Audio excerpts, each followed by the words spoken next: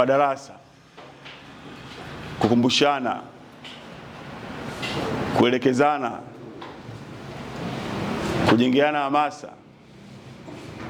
Mpira unachezwa asilimia kubwa wapi? Kuwapongeza kwa kazi nzuri mlioifanya katika mechi yetu iliyopita, na naomba tena kwa ajili ya timu na viongozi wetu na fans wetu, ile mechi mliitendea haki, hususani kipindi cha kwanza.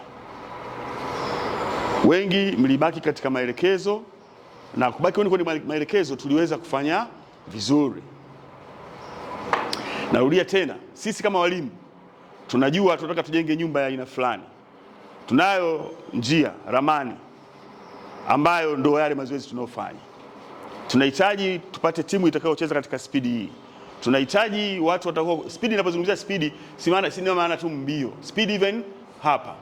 Kwa hiyo tuna train sprinters kwa ajili ya running, tuna train some decision making, quickly decision making, endurance, agility, tunaweka kila kitu. Kwa hiyo tunaweka quality ambayo tunafikiri hii quality tukinyanyuka nayo inaweza ikakidhi vigezo vya Premier League kutokana na level ya timu ambazo tunazifahamu. And we can go above.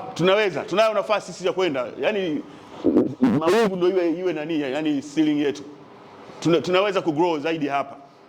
Lakini tu kama nyinyi mtakuwa mnatupa sisi ushirikiano. Kwa haya machache tangu tumeanza kwa pamoja, tukiangalia tunatoka kwa mechi ya kwanza tunapata sare, tunapata mechi ya pili sare, tunasema tunahitaji kushinda. Bahati nzuri na wenzetu wengine ambao kuwepo tumejiwaini pamoja, nguvu ina Mwamito wamepata nafuu, Mabadi ndani ya nyumba.